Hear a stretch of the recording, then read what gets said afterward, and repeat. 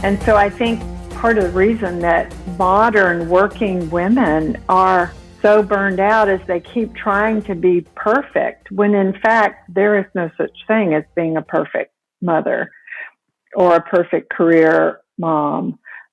It's life is just full of twists and turns, and we are asked to deal with every one of them. Hi friends, this is Read and Write with Natasha podcast.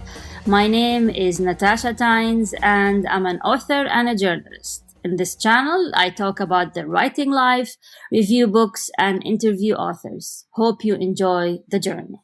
Hi everyone, and welcome to another episode of Read and Write with Natasha. Today I have with me Dr. Susan Landers, who is the author of the book So Many Babies. This book is the story of a neonatologist, I hope I pronounced this right, who raised 3 children while practicing medicine full-time. Neonatology is the intensive care of critically ill newborn infants. The author's practice influenced her experience as a mother, and she's thrived during her 34 years in the NICU. So, Dr. Landers, Dr. Susan, so happy to have you. Can't wait to hear about your work, your fascinating work, your life-saving work, and a bit about your book. So, first, Dr. Landers, if you can tell us a bit about the book, So Many Babies, what is it about, and why did you write it? Thank you so much for the invitation, and I appreciate being here. I love your work, and I've listened to the podcast. My book, So Many Babies, was intended to give people a peek into the NICU, the Neonatal Intensive Care Unit, where 10% of newborn babies will spend some time. Most newborn babies are healthy and stay in the nursery or stay with mom and go home and everything's fine. But 10% of newborns are born with a birth defect, or they become sick after birth, or they're born premature, or sometimes many of those things together. And for those unlucky children, those unlucky babies, and those shocked parents whose children need care, those children go to the NICU. Mm-hmm. And life in the intensive care unit is not like life in the nursery or with mom rooming in. It is filled with ventilators and lines and tubes and medicines and treatments and phototherapy and parents who are upset, scared, sometimes terrified, sometimes guilty. And I wanted to write a book that told the story of life in the NICU from the perspective of a doctor. I did that for 34 years. And some of the nurses. I include their stories and their impressions, and a few of the parents.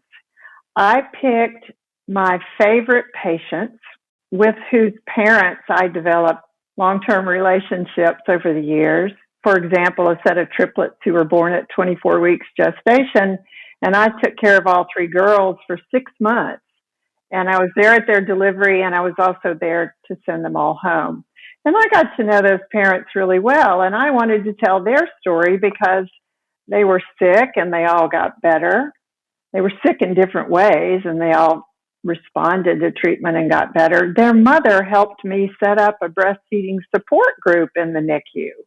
And so there were special patients, special parents who had really impacted my life and the life of other caregivers in the NICU that I wanted to tell those stories. And so I picked out some stories that were great examples, good outcomes, not so good outcomes. There's a story in there of a baby with an inoperable birth defect who lived on peritoneal dialysis for about 18 months in the NICU before her death. There's another story of a baby who has severe brain damage, and despite the clinician's advice to the family to provide palliative care, comfort care, the father wanted everything done, and everything was done, and the baby ended up being unseeing, unknowing, unable to feed, spastic cerebral palsy, and fed by a tube. So the outcome was tragic. I wanted to tell those stories because that's what goes on in the NICU. There are lots of big preterm babies, like 34-weekers, like your twins were, that sail in and out of the NICU and may need an IV for a few days or help with breastfeeding. But the majority of patients in there are smaller preterm babies. They have birth defects, they have infections, and their parents are given the most difficult phase of their life to endure. We're learning more and more about how having a baby in the NICU affects mothers, especially. And many of them become clinically depressed. And we can pick up on that depression as we're taking care of the babies every day. So those are the sorts of things that I wanted to portray to readers about the NICU. In all honesty, when I finished my career, I was very burned out, and I had sort of a negative image of all those years in the NICU. But as I sat down to write, and as I recall those stories of favorite patients or patients that were impressive and talked to their parents to get permission to tell their story. All the parents gave me permission, by the way. They all said, sure, tell our story. Yeah. We want people to know. Yeah. Then my perspective changed a bit, and I decided that I could tell as many happy stories as I could tell tragic stories from the NICU.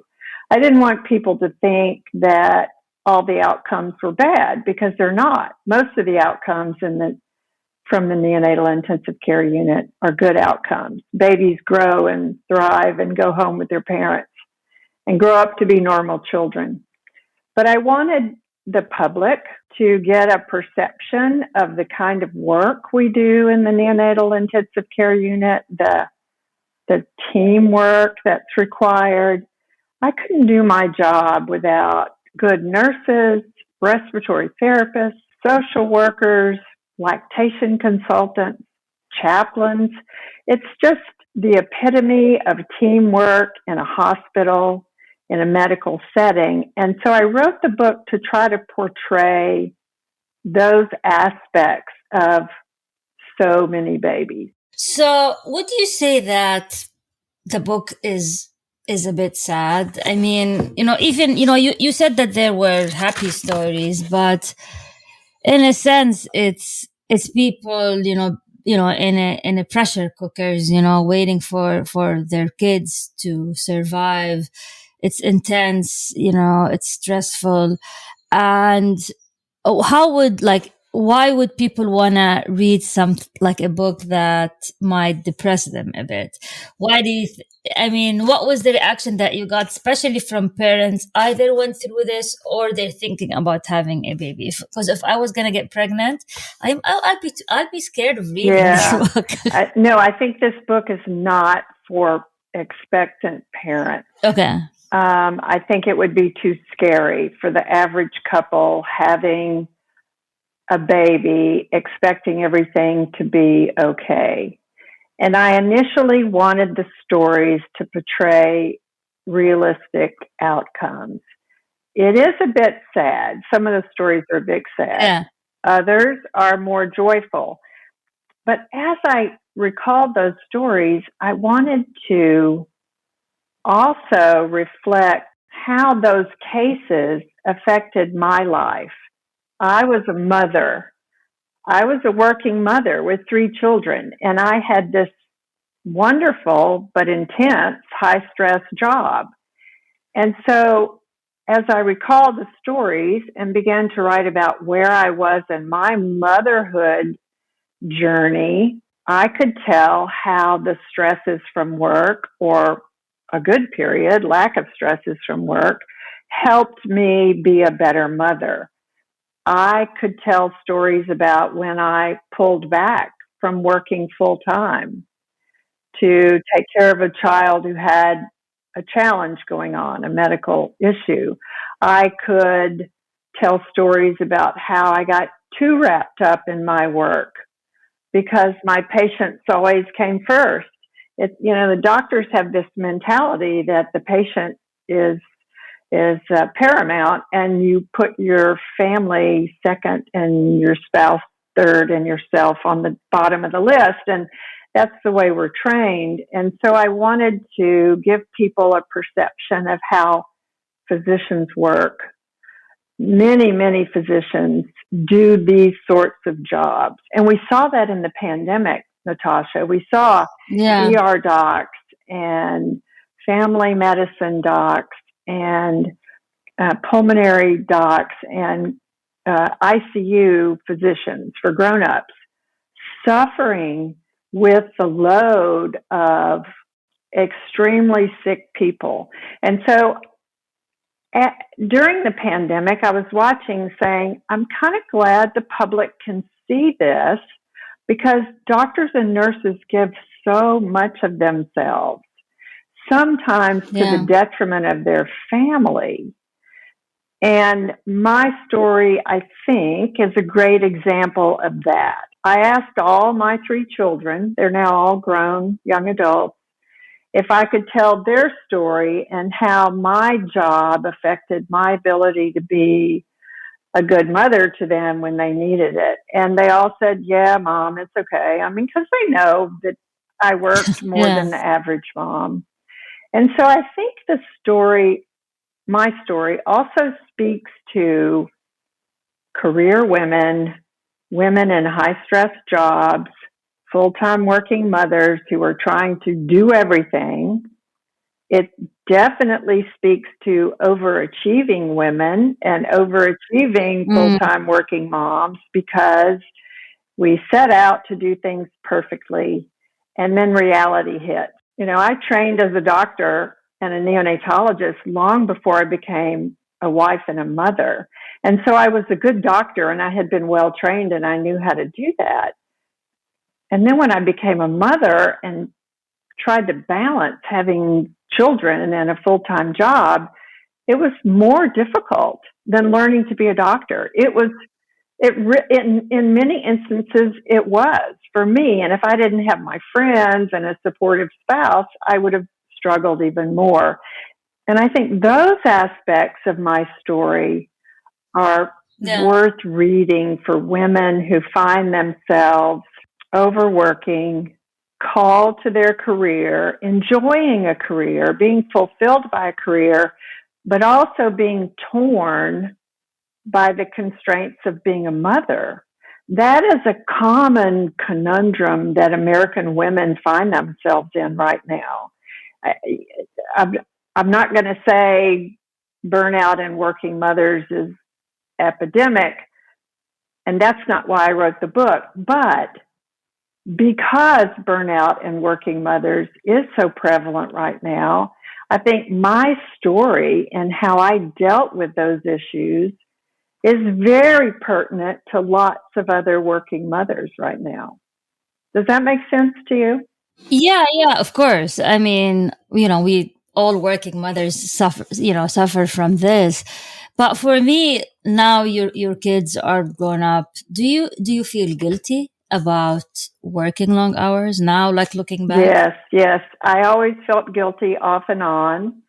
And as I wrote the book and told the story of my 3 kids, and each had different challenges along the way, I decided that I was not as guilty, that they had turned out to be good humans and independent and had forgiven me for being gone more than I was there.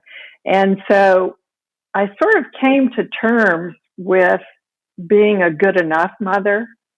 I was a very good doctor. I wanted to be a perfect mother, as many young women do.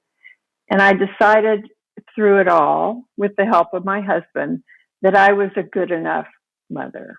And what I mean by that is that I made accommodations in my work so that I could be there for them for the school plays and the swim meets and the orchestra productions and the dyslexia workup and the visit with the nutritionist or the visit with the psychologist. So I was there for the big important thing, and I cut my hours, and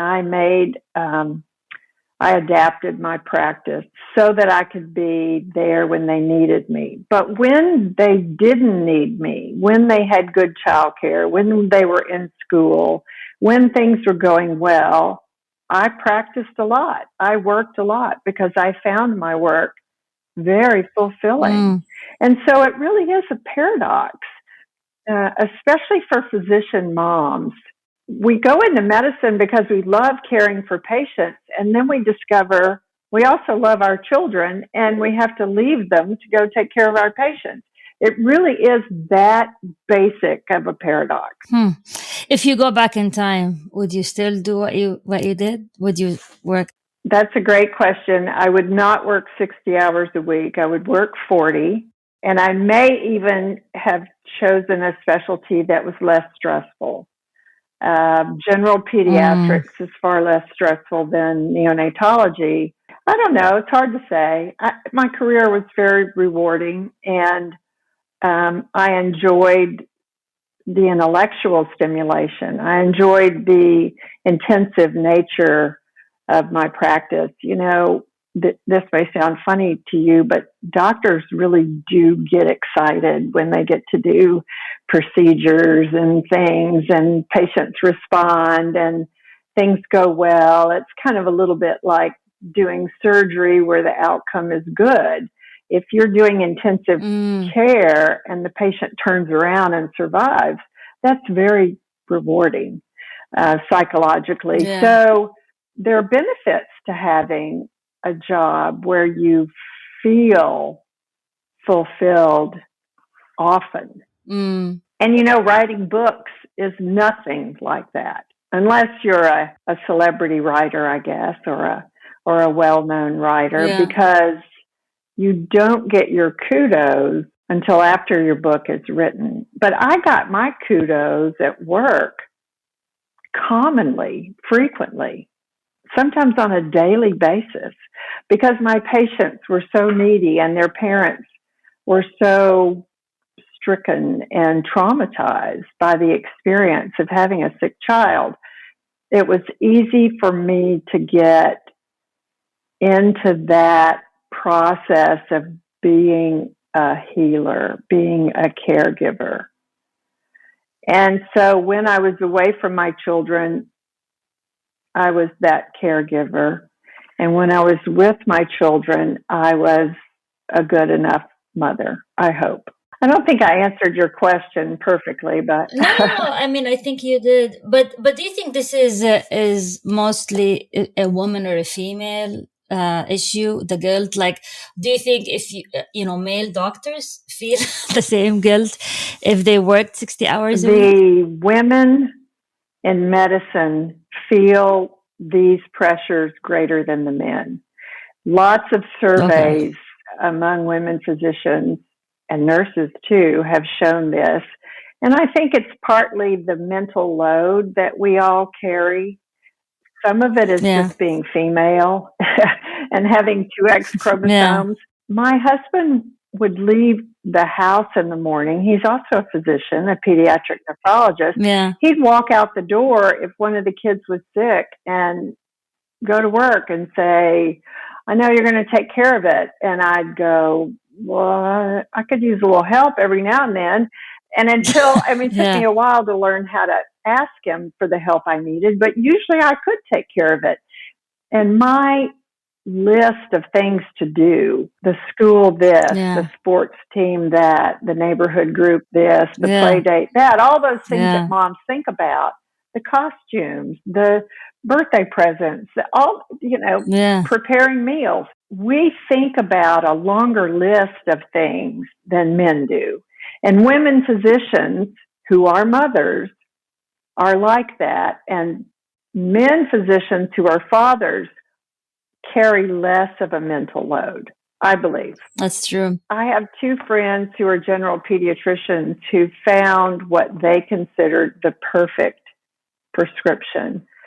They have a very busy practice. They each work 3 days a week, and they're stay-at-home moms 4 days a week. One has 3 boys and one has 2 boys, and they say that is the perfect prescription. Like part-time. So it is pretty part-time. Yes, it is. much. Isn't that interesting? Yeah, I mean, we do what we can to survive. So the book here, I just want to go back to the book. So many babies. What was the reaction to the book from readers? Well, so far, readers have liked the story. Many have been surprised about some of the tragedies in there. Working mothers who are career moms and nurses have told me that they like my stories because I allow myself to be vulnerable, to tell the stories of my personal struggles, to be a good enough mother. And many young career women have said they found my stories to be reassuring. What I mean by that is I could walk around the NICU at night after the work was done and chat with some of the moms, and they would tell me stories about whether or not they were having trouble with another child, and since they were in the hospital, that was really typical. And then we would talk, and I would tell them stories about my kids and challenges. And so many times they would say, "Oh, come on, your children are perfect. You're a pediatrician. You know how to do all this." I'd go, "No way, none of us are perfect. None of us know how to be a good mom or a good working mom. We're all flying by the seat of our pants." And every single one would say, "That's amazing that a pediatrician would admit that they're not really perfect at being a parent." And so I hear people say that my stories are reassuring because if I could make those mistakes, that lots of women make mistakes, especially when you're balancing full-time work and a family, it gives them a little bit more permission to be human. Does that make sense? Yeah. Did you get any negative feedback? No, not that was given directly to me. I didn't even get any negative reviews. Okay. Interesting. But my book is not a big seller. So it was favorably reviewed. I had a Kirkus review that was very positive. Oh, that's good. Kirkus is great. Yeah. So I think memoirs are kind of a hard type of book to make work sometimes. And I ended up just telling my story honestly, hoping that people would be interested in what it was like to be a NICU doc and a mom all at the same time. And maybe that kind of book isn't written for lots and lots of people. Maybe that kind of book is written for only certain people. And in retrospect, Natasha, throughout this whole process, the book was published in 21. I started writing in 2017. I think writing the book was more for me than for anyone else. Yeah. And I want to talk a bit about the publishing process. So this was published by Morgan James Publishing. You're actually the fourth author from Morgan James Publishing that I interviewed on this podcast. So it seems that it's a very popular publisher. And I just want to see, how did you end up with this publisher? What was your publishing journey? Did you send pitches to agents, and how did it work for you? I sent manuscript, book proposals to many agents. I was accepted tentatively by a New York agent, and she, based on my first chapter, which told the story of my personal struggle with premature labor and threatened premature delivery as a young neonatologist and a young mother. And she read that chapter and said, "This is going to be a great book. I want you to just tell this one story. And I said, well, that's just a tiny little story. I mean, I have this whole life. Anyway, so this high-powered New York agent dropped me, which I found very discouraging, and I continued to look around for agents. And I found an agent who was interested, and he said, I don't think I can sell your story to my publishers, but I know that Morgan James will be interested in your story. Why do you think the New York ones dropped you?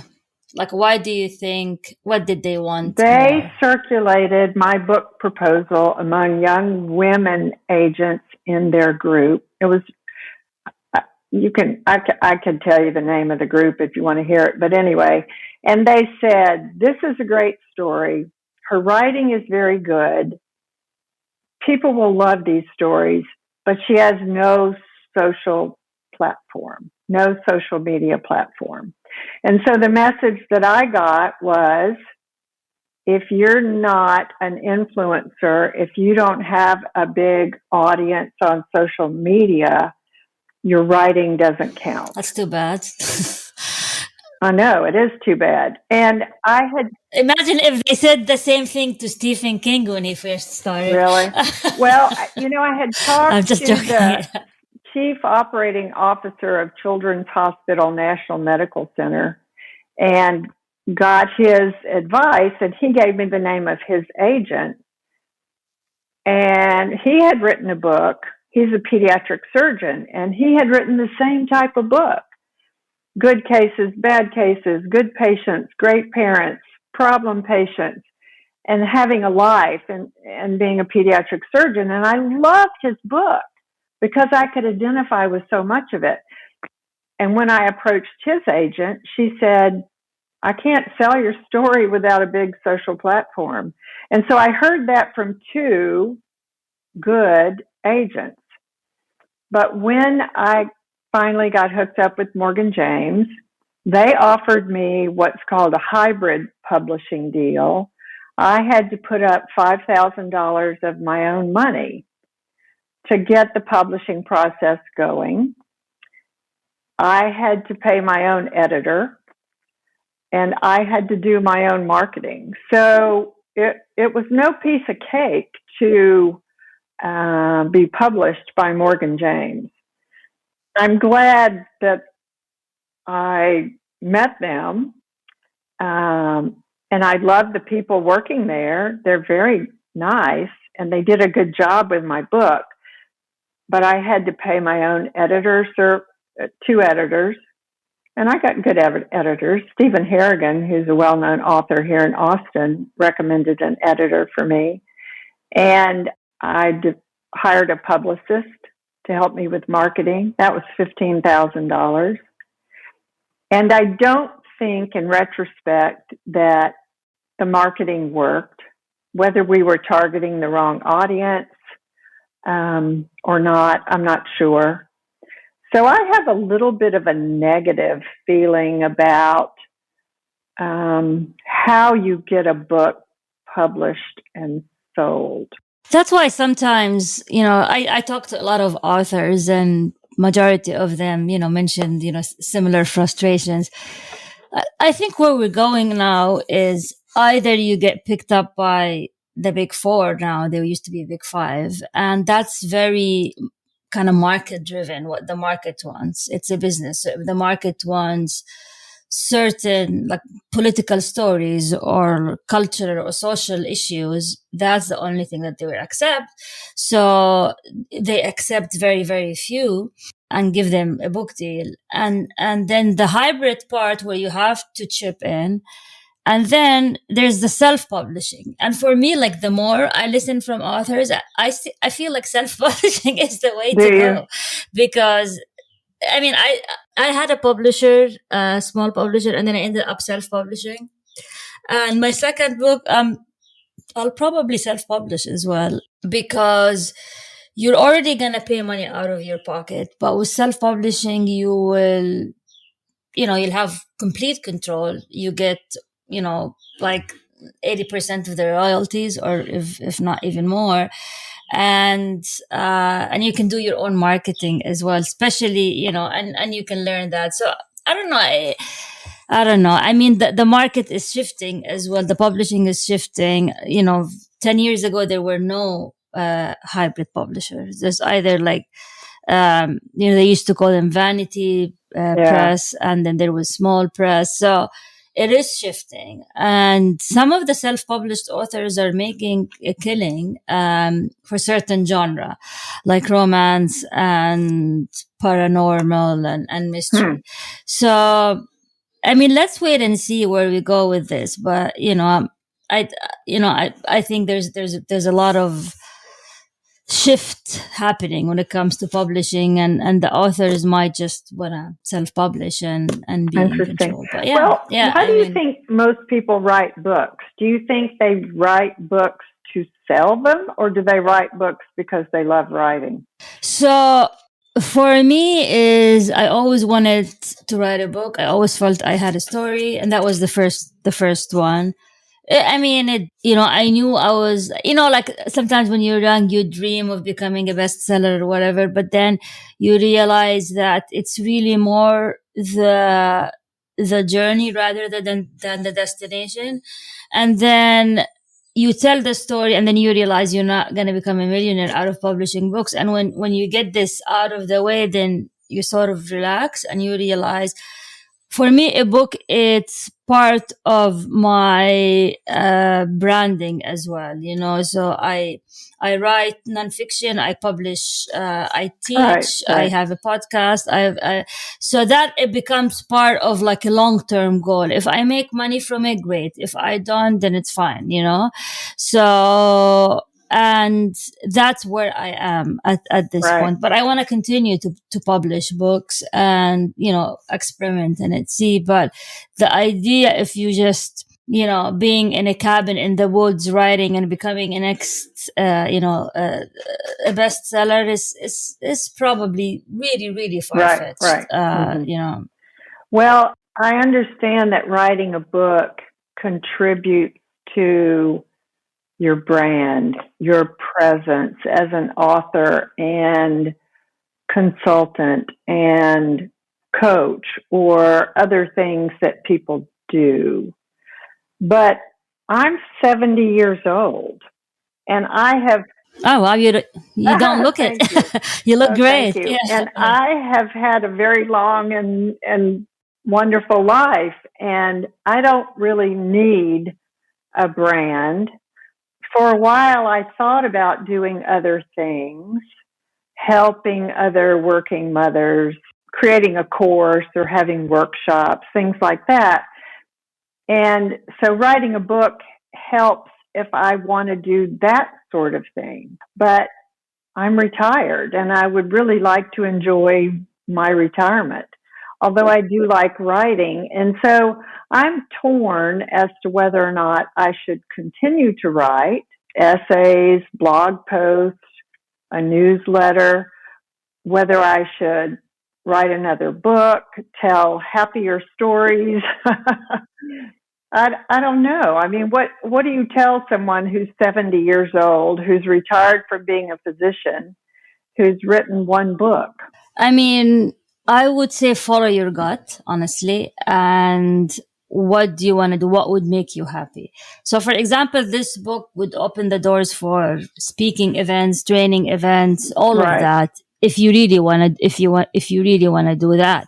But if you want to enjoy the retirement life and just go on a cruise and not bother about any of that stuff, what makes you fulfilled? Like for me, I will probably want to continue to write. I don't know. Maybe I'll probably think differently when I'm 70, but I would probably want to continue to do it because we're like at different stages of our life. And at 70, you offer, guidance and wisdom that others do not have at 70. So, and I would say, you're at this point of your life, you're free to choose, right? You're not bound by a boss or by, children, so what would fulfill you? What would make you happy? What would, and I would follow that route.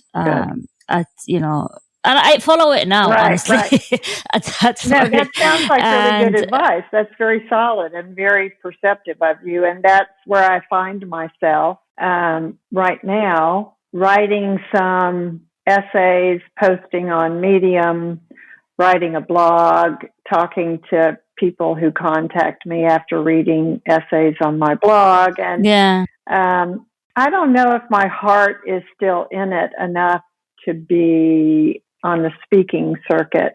That's a lot of work, okay, but I did enjoy the process of writing a book. It's the most self-reflective yeah, activity you can do is to write a memoir, to really go back and make sense of all the different phases of your life and how you managed through those phases and what got you through and what impeded your progress as a human being. Lots of people talk nowadays about mindset and yeah, especially important for achieving career parents is to have a growth mindset. And as I wrote yeah, the book and as I've talked to people, I am steadfast in my belief that one of the reasons I got through a stressful career in raising three kids is that I always had a growth mindset. I always sought yeah, information. I always wanted an expert opinion. I always wanted more knowledge. And I used my yeah, intellect to help me deal with certain aspects in my career and in my mothering. And so I think that's an important message to tell younger parents. I'm very concerned about how we use the internet these days and social media and how working parents are getting information from some social media sources that's not professional advice and sometimes it's not good advice. And they're finding conflicting information and they're more and more confused about how to be a good parent. And so it does bother me a little bit that the internet offers so much information to parents that is not expert or professional. It also bothers me that working mothers are seeing images of perfect mothering and well-dressed children and beautiful homes and lives that are going seamlessly when in fact we all know that's false. Nobody yeah, has a life like that. And so I think part of the reason that modern working women are so burned out is they keep trying to be perfect when in fact there is no such thing as being a perfect mother or a perfect career mom. It's life is just full of twists and turns, and we are asked to deal with every one of them throughout every phase of our life. And I don't think social media helps those yeah. perceptions. I think it harms those perceptions. Yeah, I mean, one thing you can do is just an idea, but a YouTube channel where you talk about your experience, and then this way you can have an open communication with the people that you want to reach. And it might sound daunting with all the production, but you can always hire a virtual assistant or someone who can do that work for you, and you just focus on the delivery. So that's if you're done writing books, but that's just an idea. And the word needs your expertise, so Thank you. that's also important. So any final thoughts before we conclude? Any tips for working mothers who are struggling to have it all, I guess? My favorite tip for working mothers who are struggling to have it all and make it work is talk to your spouse or partner and talk to your friends. Those connections are so crucial. We all know we're supposed to exercise and eat well and get proper sleep and, try to do some relaxing activities, but it's the communication and the social connection that is so crucial for women. And if we're at home working remotely, We don't get that. And I want women to think about how, by our very nature, we love to be together. We love to talk with one another. We love to be supportive. And we're so empathetic. And especially if you have a friend who's going through what you're going through, please talk to that friend. Please talk to your husband or partner so they'll understand what you're worried about. Those social connections are just crucial for working moms to make it in today's world. Not Instagram, not Facebook, TikTok, but you're another human being. Yeah, I love that. Yeah, I read something once, which is women need other women more than they need men. Which is it's the village. Yeah.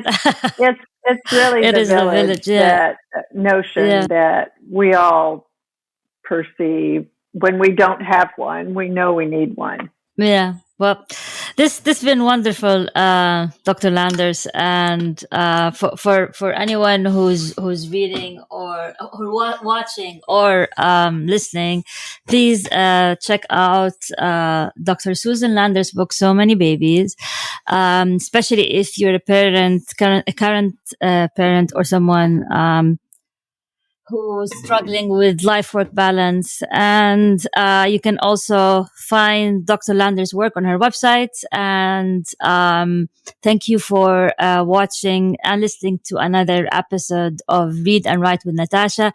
And until we meet again. Thank you, Natasha.